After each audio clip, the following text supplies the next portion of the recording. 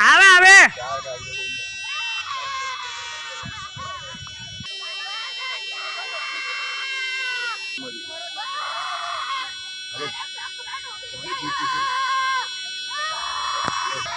આવે આવે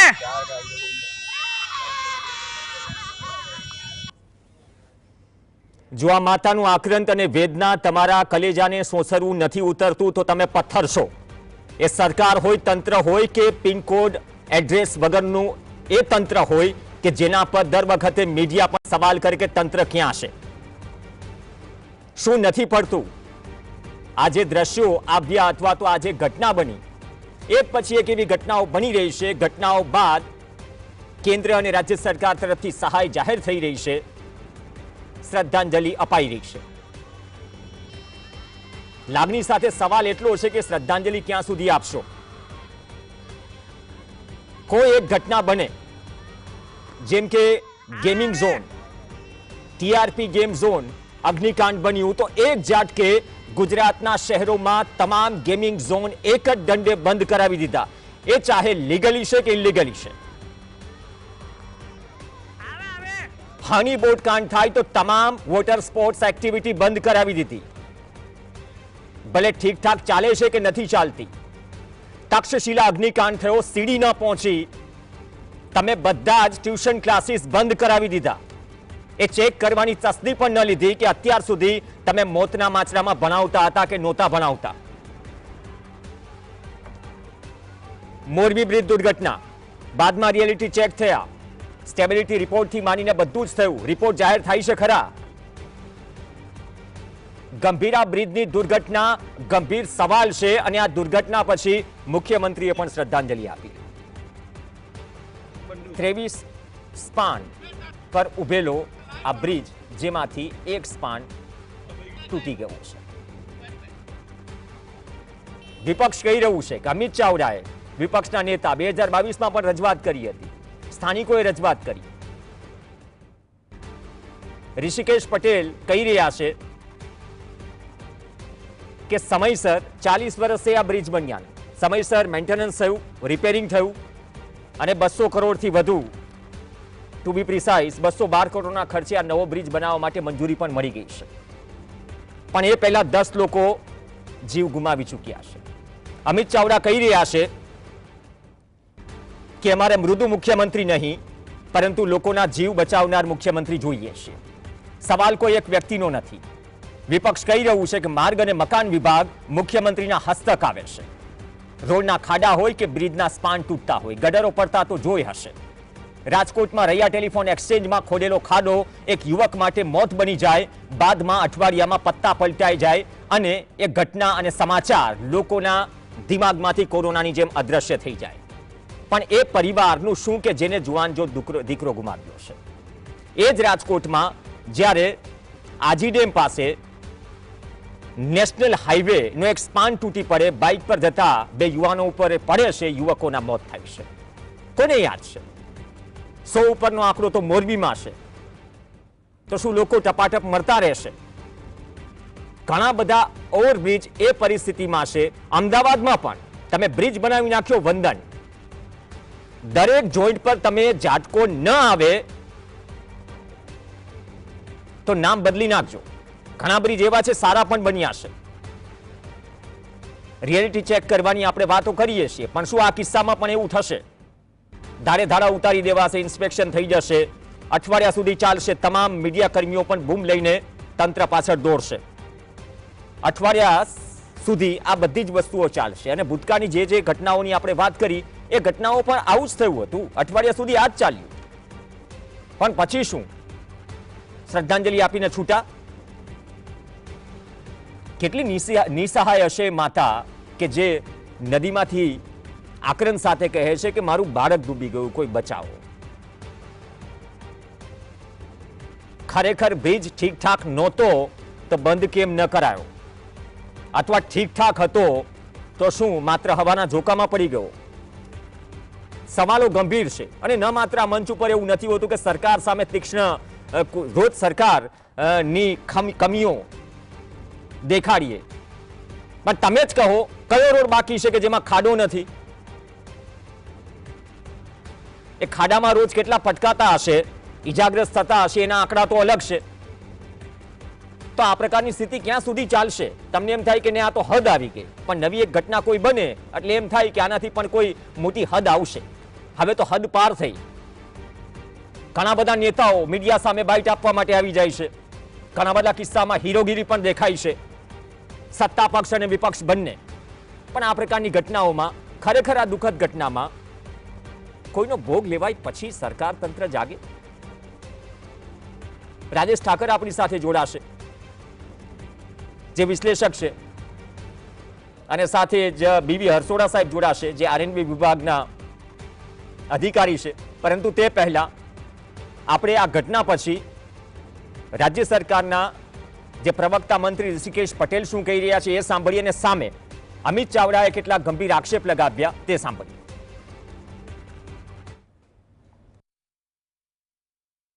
આ બ્રિજની નિયમિત મેન્ટેનન્સ અને મરામત કરેલી હતી, પરંતુ આ કમનસીબ બનાવ અને ખૂબ દુઃખદ બનાવ બન્યો છે. મુખ્યમંત્રીશ્રીએ તો તમામે તમામ જે પણ કોઈ ટેકનિકલી ખામીવાળા અથવા તો જૂના બ્રિજો હોય તો એને રિયાલિટી ચેક કરવા માટે પણ કહ્યું છે, અને એ કર્યા પછી આ બ્રિજને નવો બ્રિજ બનાવવા માટેની એમને સંમતિ આપી. આ ખાડા પડે છે, ભૂવા પડે છે, બ્રિજ તૂટે છે, લોકો મરે છે, લોકો પરેશાન થાય છે. એના માટે એકમાત્ર જો કોઈ જવાબદાર હોય તો ભાજપની આ ભ્રષ્ટાચારી સરકાર જવાબદાર છે. એના વડા રાજ્યના મુખ્યમંત્રી, એમના હસ્તક માર્ગ અને મકાન વિભાગ આવે છે, એમની સીધી જવાબદારી થાય છે. અને એવા રાજ્યના મુખ્યમંત્રી મૃદુ ને મક્કમ છે એવો પ્રચાર થતો હોય તો આપણે મૃદુ મુખ્યમંત્રી નથી જોઈતા. લોકોનો જીવ જતો બચાવે એવા મક્કમ મુખ્યમંત્રી જોઈએ છે. ભ્રષ્ટાચારને નાબૂદ કરવાવાળા મક્કમ મુખ્યમંત્રી જોઈએ છે. તો શ્રદ્ધાંજલિ ક્યાં સુધી એ સવાલ છે. કડકાઈથી સવાલ તો કરવો પડશે, બાકી કોઈનો જીવ હુમાય શું? જીવની કિંમત 2 થી 4 લાખ રૂપિયા છે. દર વખતે આ પ્રકારની પ્રક્રિયા, કોઈનો જીવ જઈ રહ્યો છે. કયા રસ્તા, કયા બ્રિજ ઠીક છે સાહેબ? ભારતમાલા પ્રોજેક્ટમાં તમે નેશનલ હાઈવેનો ટોલ ટેક્સ ભરીને પસાર થાવ, ખબર પડશે કે શું સ્થિતિ છે. ગુજરાત દેશમાં ટોલ ટેક્સ ચૂકવવામાં દેશમાં બીજા ક્રમે છે. દર મહિને એક દિવસમાં 55 લાખની આસપાસ ટોલ ટેક્સની વસૂલાત થાય છે. શું ખાડામાં પડવા માટે, નદીમાં પડવા માટે? આ 2023નો રિપોર્ટ છે. દર મિનિટે કેટલી આવક છે? આપણે અલગ અલગ હાઈવેની સ્ટોરીઝ કે લોકોની જે સમસ્યા છે વાચા આપતા હોઈએ છીએ, સ્ટોરીઝ બનતી હોય છે, સ્ક્રીન ઉપર દ્રશ્યો ચાલે.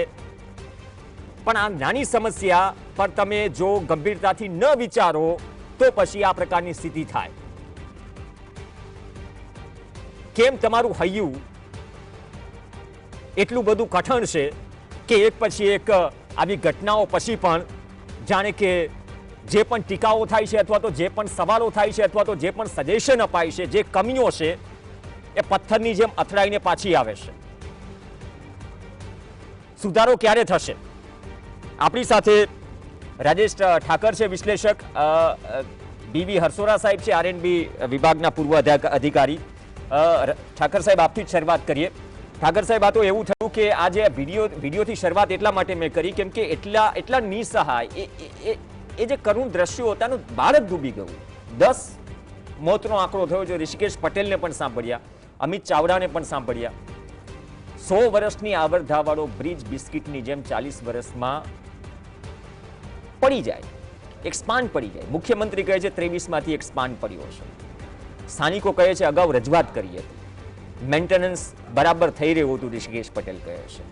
શું ખરેખર આ બધી જ વસ્તુઓ શ્રદ્ધાંજલિ પૂરતી છે? શ્રદ્ધાંજલિ ક્યાં સુધી?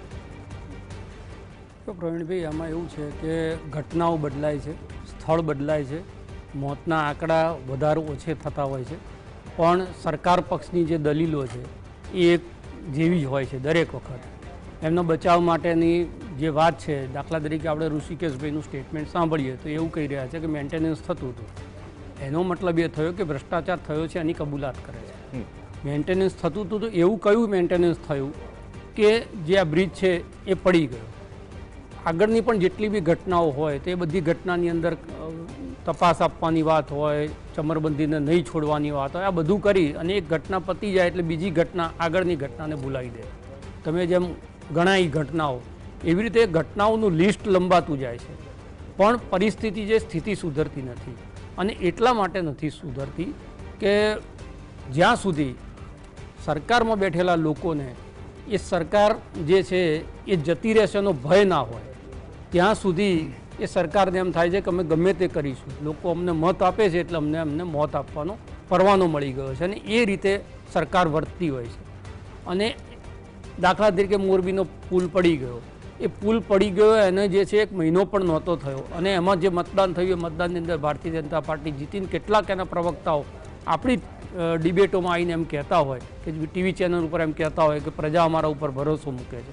એનો મતલબ કે એમણે એ વાતને માની લીધી છે કે લોકો અમને મત આપે છે એટલે અમે લોકોની સાથે જે પણ કરીએ એ કરવાની અમને છૂટ મળે છે. આ એક જે સત્તાકીય અહંકાર છે, યાવતચંદ્ર દિવાકર જાણે એમની સત્તા હોય અને ગુજરાત જે છે એ બાપી કી પેઢી બની ગયું અને 7/12માં ભારતીય જનતા પાર્ટીનું નામ લખાઈ ગયું હોય, એ રીતે જે વર્તન થયું છે વર્તનનું આ પરિણામ છે. અને સરકારમાં જે અહંકાર છે, સરકાર બદલાવાની નથી, એનો જે કોન્ફિડન્સ છે એ ભ્રષ્ટ અધિકારીઓની અંદર ગયો છે. અને એના કારણે કોન્ટ્રાક્ટર હોય, અધિકારીઓ હોય, આ બધાના મેળા પીપળાની અંદર જે કહી રહ્યા છે ઋષિકેશભાઈ, આપણે માની લઈએ કાગળ ઉપર મેન્ટેનન્સ થઈ ગયું હશે. આવા કેટલાય બધા આપણે કાંડ જોયા મનરેગાની અંદરના કૌભાંડ, રોજ નવી નવી જે ચોપડીઓ છે, નવા જે પ્રકરણો છે એ ખુલી રહ્યા છે. એવી રીતે તમે ભારતમાલા પ્રોજેક્ટ કીધો, એ ભારતમાલા પ્રોજેક્ટની અંદર પણ કેટલો ભ્રષ્ટાચાર થયો છે એની હમણાં જ એ વાત બહાર આવી છે. 3 દિવસ પહેલા એટલે ઝીરો ટોલરન્સ ભ્રષ્ટાચાર ઉપરની વાત કરતી સરકાર એ દરરોજ અખબાર તમે ખોલો તો એનું છેલ્લું પાનું એની અંદર 1 કે 2 ભ્રષ્ટાચારની ઘટનાઓ ના હોય એવું બનતું નથી. અને એટલા જ માટે આ જે વસ્તુ થઈ છે એની જે સંવેદના વ્યક્ત કરવાની પદ્ધતિ છે, જે તમે કીધું કે 23 ગાળામાંથી 1 ગાળો પડી જવાથી સર્જાયેલી દુર્ઘટનામાં અમે મૃતકોને સંવેદના પાઠવીએ છીએ. એનો મતલબ કે સંવેદનશીલ મુખ્યમંત્રી 1 ગાળો પડ્યો છે, 1 ગાળા પૂરતી સંવેદના અત્યારે વ્યક્ત કરી છે, બાકીના 22 ગાળાની સંવેદના એમણે આરક્ષિત રાખી છે. ફરી બીજી કોઈ દુર્ઘટના થાય ત્યારે સંવેદનાઓ અમે તમને વ્યક્ત કરીશું. તો તમારી સંવેદનાની અંદર પણ તમારો બચાવ છે કે ભાઈ આ ઘટના એટલી મોટી નથી, 1 ગાળો પડી ગયો છે, આખો બ્રિજ નથી પડ્યો એમ. એટલે એની અંદર પણ તમે જુઓ તો તમે શ્રદ્ધાંજલિ આપો. તમે કીધું શ્રદ્ધાંજલિ ક્યાં સુધી? તો લોકોએ ભારતીય જનતા પાર્ટીની અંદર એક ધારી 30 વર્ષ સુધી શ્રદ્ધા જે છે એનું આરોપણ કર્યું છે. અને એના બદલામાં એમને શું મળે છે? તો દર 6 મહિને 12 મહિને એક શ્રદ્ધાંજલિની ટ્વીટ સરકાર તરફથી મળે છે. સરકાર જે છે શ્રદ્ધાંજલિઓ આપવા માટે નથી, સરકાર છે વહીવટ કરવા માટે. અને હું કાયમ કહું છું કે સરકાર સંવેદનશીલ હોવી જ ના જોઈએ, સરકારનો વડો એ મૃદુ ના હોવો જોઈએ. સરકાર જે છે એ તો સખત હોવી જોઈએ અને એવી સખત હોવી જોઈએ કે એની મૃદુતા જે છે એ અધિકારીઓની અંદર ડર ના પેસાડે એવી ના હોવી જોઈએ. જે કામ સરકારે કરવાનું છે એના બદલે મુખ્યમંત્રી શું કરે? સરપંચોના કાર્યક્રમમાં જઈને એમ કહે કે ભાઈ ભ્રષ્ટાચાર તમે લોકો ના કરતા. પણ તમે ભ્રષ્ટાચાર ના કરતા એવું સરપંચોને શિખામણ આપો છો ત્યારે તમારા મંત્રીમંડળની અંદર ભ્રષ્ટાચારી દીકરાઓનો બાપ બચું ખાબડ બેઠેલો હોય છે. તમારા જ ધારાસભ્યોની અંદર એક એવો ધારાસભ્ય ગજેન્દ્રસિંહ ચૌહાણ નામનો કે જેને યૌન શોષણના આરોપની અંદર એ ભાગેડું હોય. તો તમે જ્યારે તમારા કેબિનેટની અંદર અને તમારી વિધાનસભાની અંદર એવા અનૈતિક લોકોને છાવરતા હોય કે એમનું રાજીનામું લેવાથી તમે ડરતા હોય, અને બીજી બાજુ ગામડાના સરપંચોને તમે એવી શીખવામાં આપતા હોય કે ભ્રષ્ટાચાર ના કરો, ત્યારે હાસ્યાસ્પદ છે. લોકો પહેલી વખત એવું બન્યું છે કે મુખ્યમંત્રી નગરપાલિકાના કાર્યક્રમમાં જઈને નગરપાલિકામાં ધારાસભ્ય જે છે એ ચંચુપાત ના કરે, એના કારણે ભ્રષ્ટાચાર વધે છે, આવી કોઈ સલાહ આપે તો લોકો એને ગંભીરતાથી લેવાના બદલે હસે છે. કારણ કે રાજ્ય સરકારનો જ ભ્રષ્ટાચાર એટલો બધો વ્યાપ્ત થયો છે અને એના ઉપર કોઈપણ પ્રકારનો અંકુશ, કોઈપણ પ્રકારના દાખલા બેસે એવી કાર્યવાહી, કોઈપણ પ્રકારના જે કહેવાતા ચમરબંધીઓ છે એમાં અધિકારીઓમાં 2-4 સિવિલ એન્જિનિયરનો એના ઉપર તપાસ થઈ જશે. પણ એના માટે જે જવાબદાર લોકો છે, દાખલા તરીકે વિપક્ષના નેતાએ તમારું ધ્યાન દોર્યું, લખન દરબાર જે સામાજિક કાર્યકર્તા છે એણે 2022ની અંદર ત્યાં જિલ્લા પ્રશાસનને અને અધિકારીઓને ધ્યાન દોર્યું. આ બધું થયા પછી પણ તમે એને બંધ નથી કરતા. તમારા સરકારના જે માર્ગ મકાન વ્યવહારના સચિવ છે એમ કહે છે કે આ તો જર્જરિત હતો જ નહીં, આ તો વાપરવા લાયક એટલે યુઝ થાય એ પ્રકારનો જ બ્રિજ હતો. એનો મતલબ તમે જ સર્ટિફિકેટ આપી રહ્યા છો કે આ બ્રિજમાં કોઈ જ વાંધો નહોતો, છતાં પડી ગયો છે તો એ કેમ પડી ગયું, એનો જવાબ કોણ આપશે? ઓકે, એ જ સવાલ છે. હરસોડા સાહેબ આપણી પાસે છે. દક્ષેશભાઈને સવાલ કરવો પહેલા, કેમ કે આરએનબી વિભાગના અધિકારી રહી ચૂક્યા છે. હરસોડા સાહેબ, આ બધી જ મંજૂરીઓ તો બધું ઠીકઠાક ચાલે છે, ઘણી વખત કાગળ પર હોય છે અને એની કિંમત શું લોકોએ જીવ આપીને ચૂકવવી પડે છે. આંખો કદાચ હવે ખોલવી પડશે. તમે ક્યાંથી પસાર થાઓ છો, ક્યાં બ્રિજ નીચે ઊભા છો, શું સ્થિતિ છે એ બ્રિજની, કઈ રીતે આપ જોઈ રહ્યા છો આ ઘટના જે બની ને ઉપરથી જે રાજ્ય સરકારના પ્રવક્તા મંત્રીથી માંડીને જે કંઈ પણ સ્ટેટમેન્ટ આવી રહ્યા છે બ્રિજની ગુણવત્તાથી માંડીને મેન્ટેનન્સ કર્યું, આ બધા જ.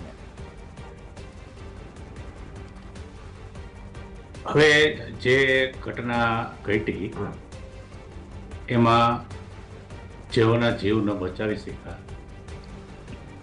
એના આત્માને ઈશ્વર શાંતિ આપે એવું આપણે ઈશ્વરને પ્રાર્થના કરીએ, અને જે ને એમાં ઘાયલ છે અને દાખલ થયેલા છે એ જલ્દી સાજા થાય. હવે અત્યારે તંત્ર બચાવ અને રાહતની કામગીરીમાં જોડાયેલું છે, તો આપણે પહેલા જુદી ટીકા ટિપ્પણીઓમાં પડ્યા પહેલા શક્ય હોય ત્યાં લગી આપણે મીડિયા અને પ્રજા તંત્રને સાથ આપે એ આપણી અપીલ છે. હવે બીજી વસ્તુ જોઈએ તો અત્યારે આપણે એવા જ મુદ્દાની ચર્ચા કરીએ કે જે આપણા ઓડિયન્સ છે એને એક સાચી માહિતી મળી શકે. હવે હું આપને એ મુદ્દા કહીશ કે સરકારની મેન્ટેનન્સની પદ્ધતિ શું છે, એમાં ક્યાં કસર રહી ગઈ એ જોવાનું છે. તો કોઈ પણ જે બ્રિજ છે, સરકારનું રોડ એન્ડ બિલ્ડિંગ વિભાગનું જે સેટઅપ આખું છે એમાં વર્ક આસિસ્ટન્ટથી ચાલુ થાય છે. છેલ્લામાં છેલ્લો જે ટેકનિકલ પર્સન છે આસિસ્ટન્ટ, એ વર્ક આસિસ્ટન્ટ એને સર્ટેન એરિયા આપેલો હોય છે રોડનો, ત્યાં એને ત્યાં જ રોજ રહેવાનું હોય છે, અને જે કાંઈ ઓબ્ઝર્વેશન સવારથી સાંજ એને બધા કરવાના હોય છે, રોડના છે, બ્રિજના છે, આ પણ અત્યારે એમાં ઘણી બધી જગ્યાઓ ખાલી છે, એટલે આપણે એમ ન કહી શકીએ કે એક વર્ક આસિસ્ટન્ટ બધે પહોંચી વળે. ત્યારથી અપર પોસ્ટ છે એન્જિનિયરની આવે છે, આસિસ્ટન્ટ એન્જિનિયર અથવા તો એડિશનલ આસિસ્ટન્ટ એન્જિનિયર. હવે એમને રૂટીન મુલાકાત લેવાની હોય છે અઠવાડિયે કે એ રીતે. એના ઉપર ડેપ્યુટી એક્ઝિક્યુટિવ એન્જિનિયર, એને રૂટીન મુલાકાત લેવાની હોય છે, એક્ઝિક્યુટિવ અને એસી. હવે વર્ષમાં 2 વખત compulsory pre monsoon checking higher officer લગી બધાએ નીચેથી ઉપર કરવાનું હોય છે, જે જનરલી મે મહિનામાં થતું હોય છે. અને એનો આઈઆરસીનો પરફોર્મન્સ છે, એમાં જે કાંઈ ઓબ્ઝર્વેશન હોય એ માઇનોર હોય તો એને તાત્કાલિક રિપેર કરવાના હોય છે, અને જો ગંભીર હોય તો સરકારને જાણ કરી એના કોઈ ટેસ્ટિંગ કરાવવાના હોય એ કરવાનું રહે, અને જો ભયજનક લાગે તો રસ્તાને વપરાશમાં ઓલ્ટરનેટિવ રસ્તો આપીને બંધ કરી દેવો જોઈએ. એટલે આ સતત પ્રક્રિયાઓ છે. હવે આમાં ક્યાં કસૂર થઈ, હવે એ તપાસ કરવામાં આવે ત્યારે એની ખાસ ખબર પડી શકે. બાકી સિસ્ટમ આ છે. ચલો, એ ટેકનિકલમાં એક હું તમને બીજો સવાલ પૂછી છે પેલા દક્ષેશભાઈ, હરસોડા સાહેબે આ પ્રક્રિયા કીધી નીચેથી લઈને ઉપર સુધી ઇન્સ્પેક્શન કેટલી વાર કરવાનું હોય, અને એ દરેક પણ આમાં તલાટીથી માંડી ગ્રામસેવકથી માંડીને જગ્યાઓ ખાલી છે તો તકલીફ છે શિક્ષકોની જેમ, એટલે ઇન્સ્પેક્શનમાં ક્યાં પહોંચી શકાતું હશે એ પણ એક ચેલેન્જિંગ ભાગ છે અધિકારીઓ માટે, કે જ્યારે 20-30% મહેકમ જ ખાલી હોય તો પરિસ્થિતિ ઊભી થાય. પણ સાહેબ, એક પછી એક ઘટનાઓ, લોકો મરી રહ્યા છે. સૌથી મોટો સવાલ એ છે, તમે આટલો કમરતોડ ટેક્સ ભરો છો, એવા રોડ રસ્તા નથી મળતા. એ રોડ રસ્તા પરથી પસાર થાવ તો તમને એવું અકાળે મોત મળે છે, જે આ ઘટના છે. એવી તો ઘટનાઓ ઘણી બધી થઈ ગઈ. માત્ર શું શ્રદ્ધાંજલિ સુધીના જ કાર્યક્રમો થતા રહેશે, અને આ પ્રકારના સ્ટેટમેન્ટ દરેક ઘટના પછી આપણે સાંભળતા રહીશું. હરસોડા સાહેબે જે ટેકનિકલ મુદ્દો તપાસ કરી રીતે બહુ સારું કરે, પ્રજાને બી ઓબ્જેક્ટિવલી ખ્યાલ આવે, અને હી ઇઝ રાઈટ. પણ હું આને જુદી રીતે જોઉં છું કે જુદી રીતે જોવા માટે હવે આપણી પાસે દ્રષ્ટિ કે શબ્દોય નથી રહ્યા. It is over. એટલા માટે કે છેલ્લા 5 વર્ષમાં તમે આવી ઘટનાઓ જુઓ. સુરતમાં પેલા આગ લાગી ચોથા માળે જે સ્ટુડન્ટ્સ કૂદ્યા છે દ્રશ્યો જોયા, તક્ષશિલાના જોયા, સૌરાષ્ટ્રમાં કાઠિયાવાડમાં જોયા, બરોડામાં જોયા. કોઈ સજા નહીં, કોઈ તપાસ નહીં, ચાલ્યા જ કરે છે. કંઈ પ્રવીણ, આમાં બોલવા જઈએ ને તો અગર સાસ છેડા તો તરાને બનેંગે એવું છે, અને કોઈને કંઈ અસર થતી નથી, થવાની બી નથી. હા, આમણે જે કહ્યું ને રાજેશભાઈએ કે આટલી બધી સીટો આવી જાય એટલે ઇમ્યુન થઈ જાય કોઈ પણ પ્રકારની ઘટનાઓથી, એવું છે. પણ છેલ્લા વર્ષોમાં જે ઘટનાઓ બની છે એમાં છેલ્લી આ ઘટના, આમાં પેલા બેન પાણીમાં નીચે ઊભા ઊભા જે આર્તનાદ કરી રહ્યા છે ને, આવા જેટલા આર્તનાદ સુરતની ઘટનાથી લઈને વાતાવરણમાં જે રિવરબરેટ થઈ રહ્યા છે ને, એનો સરવાળો આ લોકોને એવા ફેંકશે કે શોધ્યા નહીં જડે. That is all we can say today. કારણ કે સીટોની સંખ્યા ઉપર તો કંઈ એમને કશું અસર થાય નહીં. કોંગ્રેસ તો કંઈ કરી રહી નથી, સીટો પણ છે નહીં, ઓપોઝિશન છે જ નહીં, અને મીડિયા પણ જે બોલે છે એને પણ પ્રજા એમ કહે છે કે તમે તો ટીકા જ કરો છો. તો પછી આમાં કહેવાનું કંઈ રહેતું જ નથી. પ્રવીણ, આ દ્રશ્યો એ આશ્ચર્ય નથી, રેગ્યુલેશન છે. અને તમે જે કીધું ને ટોલ ટેક્સ, એટલી સેલ્ફ કોન્શિયસ પણ નથી આ લોકોમાં કે એમને ખબર છે કે આગળ 10 કિલોમીટર પછી ટાયર ફાટી જાય કે બરડા તૂટી જાય એવા રસ્તા તૂટ્યા છે, તો આ લોકોની ગાડીઓ જવા દો. નહીં, તમે 120 ભરો જ. તમે see, I have no answer to this thing. કારણ કે પ્રજા પણ ખુશ છે અને મીડિયાને એમ કહે છે કે આના સિવાય કોઈ ધંધો જ નથી. હા, everybody is happy, let them be happy. Wait for another disasters. પણ એક કહું કે ઇતિહાસકારો અને ફિલોસોફરો જે ઘટનાની ચેતવણી આપે છે ને, હા, એ ડિઝાસ્ટર પૃથ્વી ઉપર થતા 1000 વર્ષ લાગે છે. હા, પણ તમે કોઈ સાયન્ટિસ્ટ કે એન્જિનિયરની ચેતવણીને અવગણો છો. એ ડિઝાસ્ટર સ્ટ્રાઇક થતા 6 મહિના જ થાય છે, જે હરસોડા સાહેબે પણ બિટવીન ધ લાઇન્સ કીધું અને એમની રીતે બરાબર કીધું. પણ જે રીતે આમાં વાઇકેરિયસ લાયબિલિટી, ડેરિલિક્શન ઓફ ડ્યુટી કે લો ઓફ ટોર્ટ્સ કે નિગ્લિજન્સ, જે પણ કંઈ કાયદો લાગતો હોય લગાવવો જોઈએ. અને પેલા બેનની જે ચીસો છે ને, હા, એને મર્ડરની ફરિયાદ તરીકે લેવી જોઈએ. This is A case of what? Murder. Yeah, that's all. આટલું તમે જે કીધું, આટલા ટેક્સ ભરે, સિન્સિયરિટીથી નીચો વહી જાય છે. ફલાણો માણસ સવારે ઉઠીને રાત્રે સૂવે ત્યાં સુધી 34 પ્રકારના ડિરેક્ટ અથવા ઇનડિરેક્ટ ટેક્સ ભરે છે. એ ભર્યા પછી પણ કયો રસ્તો તમને નીચે ફેંકશે એ નક્કી નથી, કયા રસ્તા ઉપર તમને કોણ ઉડાડશે એ નક્કી નથી. એક સિનિયર સિટીઝન રસ્તો ક્રોસ 15 મિનિટ સુધી કરી શકતો નથી, અને પછી તમે શબ્દોની જગલરીઓ કરો છો, ફલાણી વંદના, ઢીકણી વંદના. What rubbish. તમે see, make the citizen feel secure, accepted, respected, recognized, and above all એક હ્યુમન ડિગ્નિટી એની મેન્ટેન થાય. એનું નામ વિકાસ છે. બ્રિટનને ઇકોનોમીમાં પાછળ પાડ્યું. શું ધૂળ પાછળ પાડ્યું? તમે બેઝિક સિસ્ટમ તો જુઓ કે એક તમે બટન દબાવો અને બંને બાજુથી 500 વાહનોનો કાફલો ઊભો રહી જાય તમને રોડ ક્રોસ કરવા માટે કોઈ સિનિયર સિટીઝનને. એ તો કલ્પનાની વાત છે. ફૂંકી ના મારે, અહીંયા ઉડાડી ના મારે તોય મોટી વાત છે. સી, એટલે આમાં એવું છે, બહુ કંટ્રોલ કરવો પડે છે પ્રવીણ બોલવા માટે. બટ મેં જે કહ્યું ને કે આમ નહીં તો આમ, શાસ્ત્રોમાં આને જે રીતે લખાયું છે કે ઇનોસન્ટ માણસોનો ચિત્કાર જ્યારે હવામાં રિવરબરેટ થશે ને, ત્યારે આ લોકોને જે અસર થશે ને, હા, એની એમને કલ્પના પણ નહીં હોય. ઓકે, 5 મિનિટ જેટલી એક્સટેન્ડ કરીએ છીએ ડિબેટ. એક મહત્વનો મુદ્દો છૂટી જાય છે. રાજેશભાઈ અને હરસોડા સાહેબ. હરસોડા સાહેબ, તમે કીધું કે એક તો મહેકમ જો ઓછું હોય તો કદાચ અધિકારી માટે કે એન્જિનિયર માટે અથવા તો ઇન્સ્પેક્શનની જે પ્રક્રિયા છે એ પૂરી થઈ શકતી નથી. ક્યાં સુધી તમે ભાગદોડ કરશો? કદાચ સરકારી પ્રક્રિયામાં કે કોઈ પણ વિભાગમાં આ એક ફરિયાદ બહુ કોમન રહી છે. અને એમાં પણ જ્યારે રોડ રસ્તાના કામ ચાલી રહ્યા હોય, કોઈને મેન્ટેન કરવાના હોય, રિપેર થઈ રહ્યા હોય, નવા બની રહ્યા હોય, કેમ કે આ 212 કરોડના ખર્ચે તો આ બ્રિજ નવા બનાવવા માટે મંજૂરી આપી દેવાય, તો ખરેખર શું આ મેન્ટેન થઈ રહ્યો હતો જે રાજ્ય સરકારના મંત્રીશ્રી કહી રહ્યા છે, અને રિપેર પણ થયો, અને છતાં પણ જો બે વર્ષ પહેલાં જો કંઈક ફરિયાદ કરવામાં આવે તો શું એને શું ગંભીરતાથી નથી લેવાય? કોઈએ વિચાર્યું નહીં હોય કે આટલી મોટી દુર્ઘટના બની જશે. તો ખરેખર રોડ એન્ડ બિલ્ડિંગમાં જે આ પ્રકારની ભયજનક સ્થિતિ છે, જે એન્જિનિયર વળી વાત કરી કે ભવિષ્ય ભાખે અથવા તો કહે કે આ થવાનું છે, તમે ચેતી જજો, શું એ બધી જ બાબતોને ગંભીરતાથી લેવી જોઈએ? નહીં લો તો પછી આ પ્રકારની ઘટનાઓ માટે તૈયાર રહો. આપે જો વાત કરી કે મહેકમ ઓછું છે, એ હકીકત છે, પણ એમાં વર્કમાં એવી રીતે ડિવાઈડ કરાય કે જે બ્રિજમાં કોઈ ફરિયાદ મળી હોય કે વધારે જોખમી હોય કે મોટા બ્રિજ હોય એને થોડી પ્રાયોરિટી આપવાની રહે, જેટલા જ્યુરિડિક્શનમાં બ્રિજ હોય એમાંથી. અને બીજી વાત એ છે કે અધિકારી અનુભવી હોય એ વસ્તુ જરૂરી છે. કારણ કે દરેક વસ્તુ સરકાર પાસે કોઈ ટેસ્ટિંગ માંગવામાં આવે કે થર્ડ પાર્ટી ઇન્સ્પેક્શન માંગવામાં આવે કે એ સરકાર માટે પણ શક્ય હોતું નથી અને પોસિબલ હોતું નથી. અને બીજી એક મહત્વની વાત એ છે કે થોડું એ જે એન્જિનિયર તરીકે એમ લાગે કે આ સડન જે ફેલ્યુર છે તો એમાં વિચારવા જેવી વાત એ છે કે કોઈ પણ સ્ટ્રક્ચર છે એ બનાવતી વખતે સડન ફેલ્યુર થતા હોય છે. પીટીના અમુક સ્ટ્રક્ચરો મોડર્ન ટેકનોલોજીના હોય છે, સેગમેન્ટલ બ્રિજ જે NH બને છે ને એમાં ઓલા થતા હોય છે.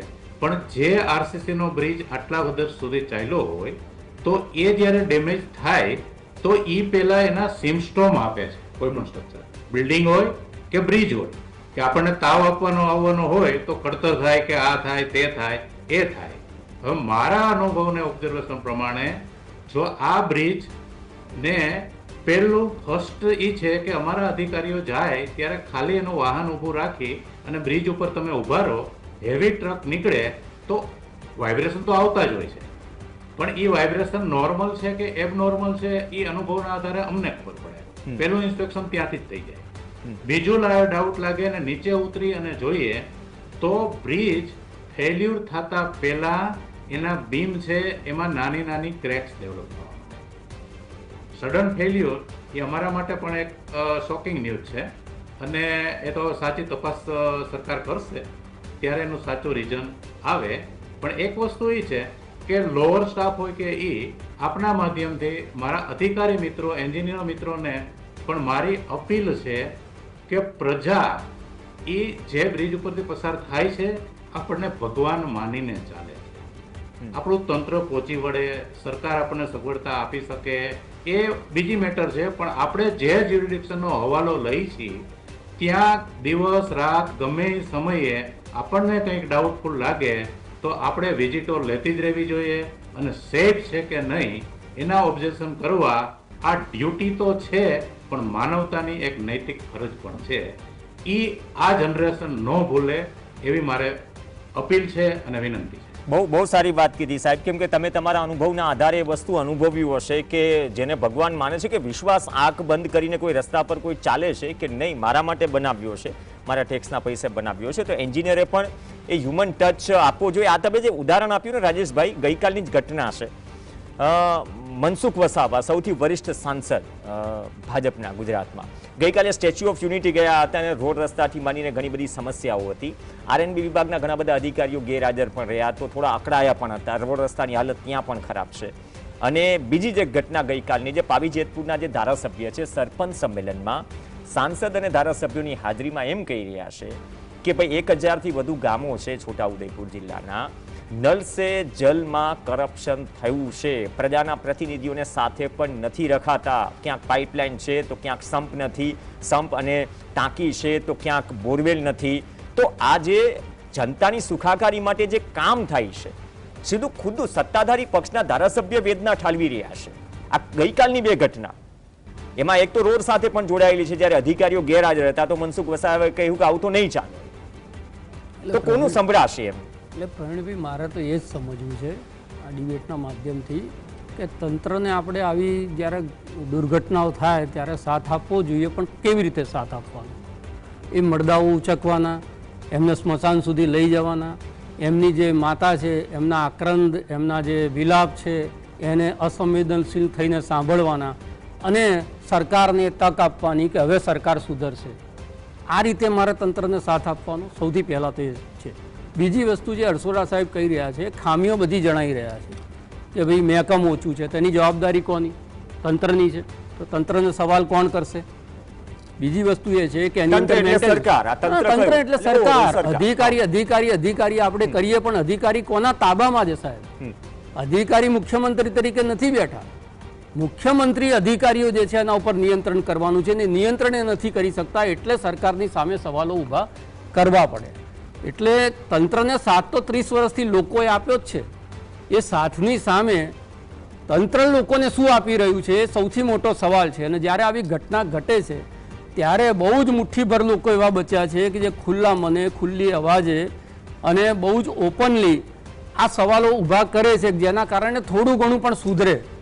પણ એ આશા જે દક્ષેશભાઈ નિરાશા વ્યક્ત કરી રહ્યા છે, નિરાશા કેમ પેદા થાય છે કે ભાઈ સુરતની અંદર એક નાના ભૂલકાઓ પોતાનો જીવ બચાવવા ઉપરથી મરી ગયા હોય ને આજ સુધી એ તપાસનું જે છે એ કોઈ પરિણામ ના મળ્યું હોય, અરણી કાંડની અંદર બાળકો ડૂબી ગયા હોય એનું કોઈ પરિણામ ના મળ્યું હોય, રાજકોટ અગ્નિકાંડ છે એની તપાસ છે એના પછી કોઈ પરિણામ ના થયું હોય, મોરબીનો પુલ પડી જાય એના પછી એ તપાસમાં શું થયું એ કોઈને ખબર ના હોય, શ્રેય હોસ્પિટલની અંદર તમામ લોકો ક્લીન ચીટ લઈને નિર્દોષ છૂટી જતા હોય, તો દરેક દુર્ઘટનાઓ હું આમાં સહેજ કહું કે નિરાશા કરતા કેવળ જ્ઞાન છે આ કે કોઈની ફિતરત ખબર પડી જાય, કોઈના જીન્સ ખબર પડી જાય કે કોઈ બી સ્થિતિમાં આને અસર થવાની જ નથી, તો એ વાસ્તવિકતાનો સ્વીકાર જે તમે આજે વાત કરીને, સોરી ટુ ઇન્ટરપ્ટ યુ, પણ આ બધા પ્રયાસો કર્યા પછી આટલા ડેથ થયા પછી પણ કોઈ અસર જ ના થતી હોય અને રિપીટ થતું હોય.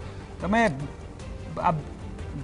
બીજું કે આટલો બધો ટેક્સ લે છે, 100 માંથી 50 રૂપિયા ડિરેક્ટલી અથવા ઇનડિરેક્ટલી લઈ લે છે, ઇન્કમ ટેક્સ, જીએસટી, ફલાણો ઢીકણો ટેક્સ, તો પૈસા આટલા બધા લક્ઝરીમાં વપરાય છે, તો બેઝિક જરૂરિયાતોમાં નથી વપરાતા. તમે અમદાવાદથી શ્રીનાથજી જાઓ ખાલી, હા, શામળાજી જતા સુધીમાં પ્રવીણ 10 બ્રિજ લટકાઈને 10 વર્ષથી જતા રહ્યા, હમણાં કંઈક 2-3 થયા, અને કોઈ એવું કીધું કે કોન્ટ્રાક્ટરોને રેતીના પૈસા નથી આપ્યા, એટલે 5 બ્રિજ હજી લટકેલા છે. તો તમારા આટલા ટેક્સના આટલા લાખ કરોડ જીએસટી નું આવ્યું ને આટલા લાખ આ આવ્યું, વર્ષે 20 લાખ કરોડ જાય છે ક્યાં? તમારા પૈસા દુનિયાને આંજી નાખવાની લક્ઝરીમાં જાય છે. બેઝિક જરૂરિયાતોને તમારી સ્કાય સ્ક્રેપર એવી છે કે જેના પાયામાં તમે લોકોના હાડકા ખાંડીને નાખ્યા છે. 800 બ્રિજ બને, વપરાયા વગર એને તોડી નાખવો પડે, એનો જે ખર્ચો છે એ ખર્ચો કોને ભોગવવાનો?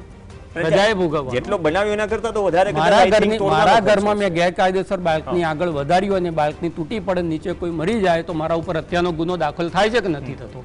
રાજકોટ અગ્નિકાંડમાં જે લોકો એના ઓનર્સ હશે એમના ઉપર હત્યાનો ગુનો દાખલ થયો કે ના થયો?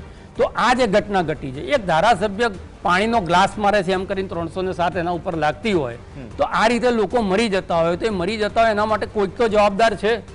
સરકાર નથી તો અધિકારી છે, તો અધિકારી કોણ છે? એનું સુપરવિઝન કોણ કરી રહ્યું છે? હું તો કાયમ કહું છું કે જો એક પીઆઈ ઈમાનદાર હોય, પ્રમાણિક હોય, તો મંદિરની બહારથી ચપ્પલ ના ચોરાય. જો સરકાર પ્રમાણિક હોય, સરકાર ઈમાનદાર હોય, સરકારની અંદર જે ઈચ્છા શક્તિ હોય કે મારા એક પણ નાગરિક જે 30 વર્ષથી મને આંખો મીચીને વોટ આપે છે, આપણો વિકાસ એવો છે ભાઈ કે રિવરફ્રન્ટ ઉપર 50 માળના બિલ્ડિંગની પરમિશન આપીને ન્યુયોર્કની સ્કાયલાઇન બનાવી છે આપણે, બરાબર? 50મા માળે આગ લાગે તો 25 સ્નોરકેલ છે, એમાં સૂચના લખવામાં આવશે કે જો આગ લાગે તો તમારે નદીમાં ભૂસકો મારવા માટે દરેક ફ્લેટ દીઠ જેટલા માણસો રહે છે એટલી પેરાશૂટ રાખવીને એને કૂદવાની ટ્રેનિંગ આપવામાં આવશે. આ વિકાસ છે. યસ, અને કટાક્ષ નથી, આ હકીકત છે. બિલકુલ. આ તો જો આપણે પીડા છે, પીડા છે ને પીડાની પાછળ એમને જે કીધું એ વાત સાચી જ છે. થાકી ગયા લોકો આ બધું કરીને, આ ડિબેટ કર્યા પછી લોકો ડિઝર્વ કરે. જો હું આઈ એમ સોરી ટુ સે, તમે આટલી દુર્ઘટના પછી જે તે સ્થાનિક ચૂંટાયેલો પ્રતિનિધિ હોય એને કોઈ ડર જ ના હોય, તો પ્રજા બિચારી બાપડી નથી, પ્રજા બાયલી છે. That's all. પરસોડા સાહેબ, આપની ફાઇનલ કોમેન્ટ આ બધા સ્ટ્રક્ચરોને લઈને, અથવા જે ગંભીરતા દાખવવાની બાબત છે, અથવા તો ગંભીરતાથી લેવાની વાત છે, કારણ કે પરિવાર પણ મીડિયા સ્ક્રીન ઉપરથી અઠવાડિયામાં ગાયબ થઈ જશે, જેને પોતાના સ્વજનો ગુમાવ્યા ભૂતકાળની ઘટનાઓની જેમ. પણ તમે જે વાત કરીને કે તમને એન્જિનિયર્સને ભગવાન માને છે લોકો, આંખ બંધ કરીને લોકો પસાર થાય, કેમ કે એમને વિશ્વાસ છે કે એને જે બન્યું હશે, તો જે કર્મનિષ્ઠા છે, અહીંયા થોડી પણ ચૂક થાય તો એનું પરિણામ શું આવે છે, કદાચ બહુ અંતર આત્મા જો હોય તો આપણે કદાચ ઝંઝોડીને પૂછવું પડશે. મારી ફાઇનલ કોમેન્ટ એ છે, મારી આપના માધ્યમથી સરકારને અને મારા ડિપાર્ટમેન્ટને એક વિનંતી છે કે વિદેશની અંદર, એડવાન્સ કન્ટ્રીની અંદર જે પબ્લિક માટે જાહેર મૂકવામાં આવે છે, એવી રીતે પ્રી મોન્સૂન અને પોસ્ટ મોન્સૂન, વરસાદ પહેલાનું ઇન્સ્પેક્શન અને વરસાદ પછીનું ઇન્સ્પેક્શન, જે તે અધિકારીઓ કરવાનું છે, આઈઆરસીનો ફોર્મેટ છે, એ ફોર્મેટની અંદર જ્યારે મોરબીનો બ્રિજ પડ્યો ત્યાર પછી સરકારે સ્ટ્રિક્ટ કરી અને ફરી વખત પરિપત્ર પાઠવ્યો હતો એ ફોર્મેટમાં. તો મારી સરકારને રિક્વેસ્ટ છે કે જાહેર જનતા માટે વેબસાઇટ ઉપર જેટલા મેજર બ્રિજ, મોટા બધા બ્રિજો નથી કહેતા, મેજર બ્રિજો જે મોટા બ્રિજો છે એના ઇન્સ્પેક્શન રિપોર્ટ જે પબ્લિકને જોવા હોય એ જોઈ શકે, શું ઓબ્ઝર્વેશન છે, શું રિમાર્ક છે અને શું એમાં છે, આ મૂકે તો આમાં હું માનું છું કે અધિકારી બેઠા બેઠા રિપોર્ટે ન ભરી શકે, ઓબ્ઝર્વેશન એ કરવો પડે અને પ્રજાને થાય કે ના ખરેખર આનું ઇન્સ્પેક્શન થયું છે, અને મીડિયા કે ગમે એ નીકળે તો એ ઓબ્ઝર્વેશન પ્રમાણે ત્યાં છે કે નહીં એ પણ જોઈ શકે. એટલે હું તો શોર્ટ રસ્તો આ માનું છું કે આ બધાને અટકાવવા માટે આવા પગલાઓ લેવા જોઈએ, ઓટો જે કંટ્રોલ થઈ શકે એ. બહુ સારી વાત કરી. પણ પગલાં લેવા માટે ઈચ્છા શક્તિ પણ હોવી જોઈએ અને અપેક્ષા રાખીએ કે આ જે ચીચિયારીઓ છે અથવા આક્રંદ છે એ માતાનું એ તમારા કલેજા સુધી પહોંચે, જો કલેજું જીવંત હોય, પથ્થરનું ન હોય. અને અંતમાં સીયુષા મેડિકલ કોલેજથી દુધરેજ વચ્ચે એક ડિસ્ટર્બ કરું જી કે એક વસ્તુ તો સરકાર વિકાસ કરે જ છે, પોતાનો પ્રયત્નો હોય, સફળતા ન મળતી હોય અથવા તો રિઝલ્ટ ઓછું મળતું હોય તો જેમ એડવાન્સ કન્ટ્રીમાં બધે છે જે કઈ આવી દુર્ઘટનાઓ થાય અને એના રિપોર્ટો છે એ જાહેર પબ્લિક માટે વેબસાઇટ ઉપર મૂકવામાં આવે છે. આપણે ત્યાં શું રિઝલ્ટ મળ્યા કે શું તપાસ થઈ એ નથી. એટલે આ વસ્તુ પણ જો કરવામાં આવે તો પણ ઘણા લોકો ખચકાય કઈ આવું કામ કરતા કે કોઈ અધિકારીઓ છે કે આ છે તે છે, અને જનતા છે એનો એક વિશ્વાસ ઉભો થાય. બહુ સારું. અને હવે એટલી સુવિધા છે બધી, હવે એટલી સુવિધા નેટની આ છે કે સરકાર આ કરી શકે. સરકાર વેબસાઇટ દરેક ડિપાર્ટમેન્ટમાં છે જ, બનાવેલી જ છે. ઓકે, બહુ સારી વાત કરી. લોકોને update કરવી પડે. ખબર પણ કરે કે અપડેટ કરવી પડે ને. એ જે ઇન્સ્પેક્શનની વાત કરી કે ઇન્સ્પેક્શન રિપોર્ટ, અમિત ચાવડાએ વાત કરી, એલિગેશન કર્યા કે ઇન્સ્પેક્શન રિપોર્ટ તો તમે મૂક્યો નથી. જનતાને જુઓ હોય તો ક્યાં જુઓ પડે? છેલ્લા બુલેટિનના અંતમાં સીયુષા મેડિકલ કોલેજથી દુધરેજ વચ્ચે સુરેન્દ્રનગર શહેરમાં બહુ નજીક રસ્તો છે, નર્મદા કેનાલ પરથી પસાર થાય છે. અઠવાડિયા પહેલા ટીવી સ્ક્રીન પર પણ સ્ટોરી જોઈ હશે. એવો બ્રિજ છે નર્મદા કેનાલ પરથી, કેનાલ ભરપૂર છે બે કાંઠે. તમે બ્રિજ ઉપરથી પસાર થતા થતા રોડની મધ્યથી કેનાલનું પાણી જોઈ શકો. આટલી ગંભીર હાલત છે. શું એ ગંભીરતાથી એ રિપેર થયો અથવા બંધ કર્યો અથવા તો વૈકલ્પિક રસ્તો આપ્યો? આ સવાલ એ શહેરને છે કે જે શહેર નગરપાલિકામાંથી મહાનગરપાલિકા બન્યું, છતાંય અસંખ્ય સોસાયટીઓમાં 4-4 દિવસ સુધી પાણી નિકાલની વ્યવસ્થા નથી. અપેક્ષા રાખીએ કે આ વાત માત્ર શ્રદ્ધાંજલિ સુધી ન અટકે, એનાથી આગળ કંઈક વિચારો. અને કદાચ આ ચીચિયારીઓ અને આક્રંદ જો એનાથી તમને અસર નથી થતી તો આપનું કલેજું નથી, પથ્થર છે. ધન્યવાદ હરસોડા સાહેબ, દક્ષેશભાઈ આપનો પણ ધન્યવાદ, રાજેશ ઠાકર આપનો પણ ધન્યવાદ. આ સાથે ચર્ચામાં હાલ બસ આટલું જ. નમસ્કાર.